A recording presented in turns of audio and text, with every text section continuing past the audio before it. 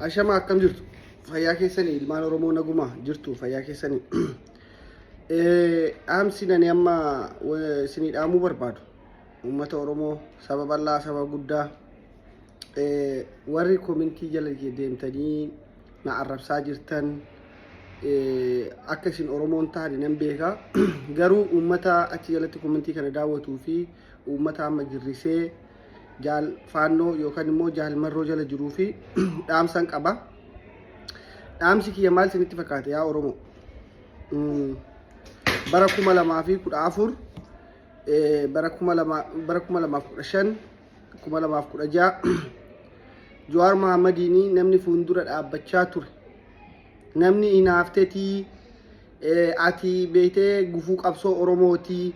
Ati diina uummata Oromooti. Ati uummata Arsiin jaalattu.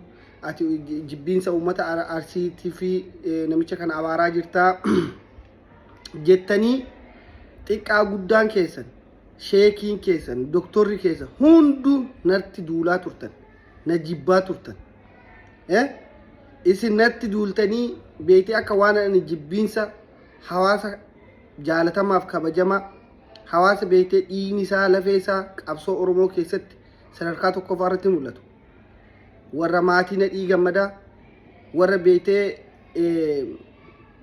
akka waaqoo guutuufa namoonni warra akka Hussein Buneefa qabsoo tana beetee baadiyyaa keessaa fidanii gara handhuura Finfinneetiin ga'an kana hin balleessinaadha hin taphatinaadha jedhee dubbachaa ture. Gaafa san akka inni diinatti na ilaalaa turan. Karaa Jawaar deemu karaa sirrii miti. Jawaar uummata Oromoo hallayyaatti naqaa gatii uummata Oromoo kaffalchiisaa namoonni isa jala jiran namoonni isa duuba jiran namoonni waan kana dhiibi oofi jedhaniin kun waan sirrii miti jedhee dubbachaa ture. Mee har'a Jawaar Mohammad biyya bulchaa Oromiyaa bulchaa jettan har'a eessa jira? Eessa bulchaa jira?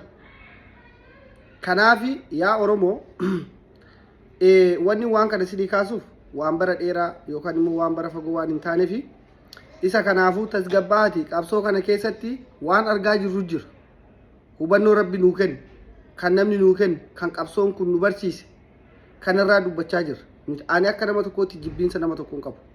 Eenyu hiyyuu kutaa kamiifuu amantii kamiifuu jibbiinsa qabu.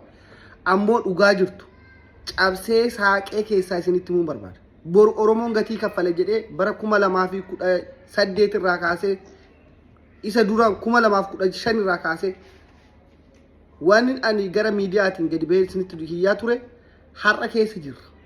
Har'a keessatti gubachaa jirra. Bahaa dhiyeetti kaabaa kibbatti hundi keenya keessatti wannoo qabnaa jechuudha.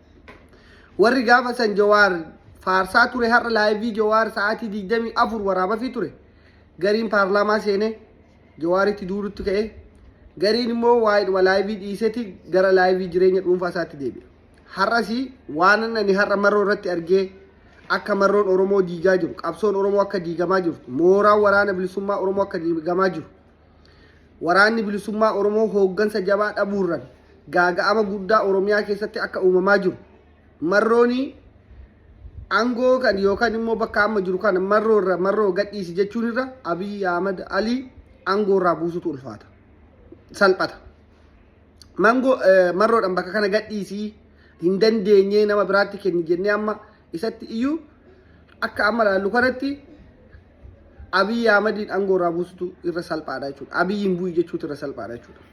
Kanaafuu wanni amma oofaa jirtan kun gatii uummata Oromoo kana daran kaffalchiisuudhaaf deema.